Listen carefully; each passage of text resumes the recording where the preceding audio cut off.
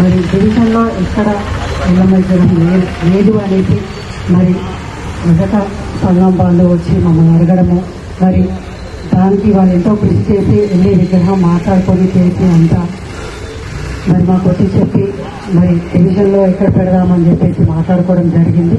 మరి ఈరోజు ఆమె జయంతి సందర్భంగా మరి వినాయక టెంపుల్ పక్కన మరి విగ్రహం పెట్టుకోవడము, మరి ఆమె జయంతి జరుపుకోవడం చాలా సంతోషంగా ఉంది. మరి అలాగే భూమి కోసం, మరి భక్తి కోసం, మరి అలాగే వ్యక్తి చాకిరి విముక్తి కోసం ఆమె పోరాడిన దాన్ని గుర్తు చేసుకుంటూ ఈరోజు జయంతి జరుపుకోవడం జరిగింది. మరి ఎన్నో పోరాటాలు చేస్తూ, మరి ఎంతో మంది కోసం ఆమె పోరాటం చేస్తూ, మరి ఆమె ఇంటిని ఒక కార్యాలయంగా పెట్టుకొని మరి జనాలలో ఆమె తిరుగుతూ మరి వారందరికీ చెప్తూ, మరి మనం సాధించుకోవాల్సింది చాలా ఉంది, సాధించుకుందాం, మరి నా వెంట ఉండండి, రండి అని చెప్పేసి మరి ఆమె అందరితో మాట్లాడుకుంటూ మరి సాధించుకున్న, మరి నవాబులతోటి కూడా ఆమె ధైర్యంగా ఒక అడుగు ముందుకేసి మరి ఈరోజు మరి కొన్ని సాధించుకోవడం జరిగింది.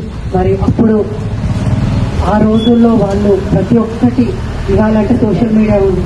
సురేష్ గారు చాలా చక్కగా అన్ని మరి ఐలమ్మ గారి గురించి వివరించారు. మరి అదే విధంగా మరి ఐలమ్మనే కాకుండా ఇంకా వీరమణులు ఎంతో మంది ఉన్నారు, ఎన్నో సాధించుకున్నాము. మరి వాళ్ళ వల్లే ఈ రోజు మనం ఇలా ఇక్కడ వాళ్ళ జయంతులు కానీ వర్ధంతులు కానీ చేసుకోవడం జరుగుతూ ఉంది. మరి తెలంగాణ రాష్ట్ర ప్రభుత్వం వచ్చిన తర్వాత 2022 నుంచి మనము రాష్ట్ర వ్యాప్తంగా మనము అధికారికంగా మనము ఐలమ్మ జయంతి జరుపుకోవాలని చెప్పేసి జరుపుకుంటా ఉన్నాము.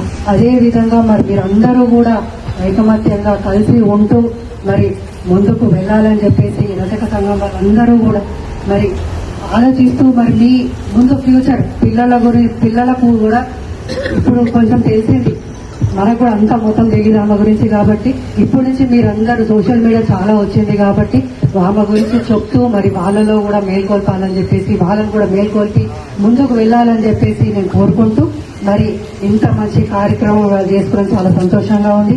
డివిజన్లో ఐలమ్మ విగ్రహం పెట్టుకోవడం చాలా గర్వంగా సంతోషంగా ఉంది. Thank you.